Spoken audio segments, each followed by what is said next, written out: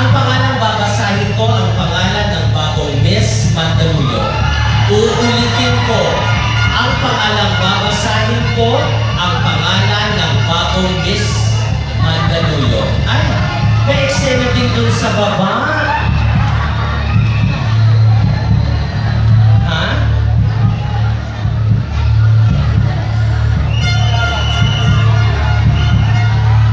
Isang barangay hulo or buhayang bato?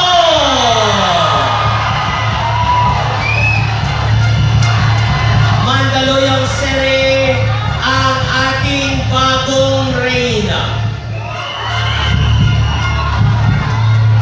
Congratulations once again, Mayor Menchie Avalos, the City Government of Mandaluyong, KKN, Cultural, and the leader ng mga Mandaluyong. Mandaluyong City, it is my pride and my honor to present to you the new Miss Mandaluyong 2017. And she is none other than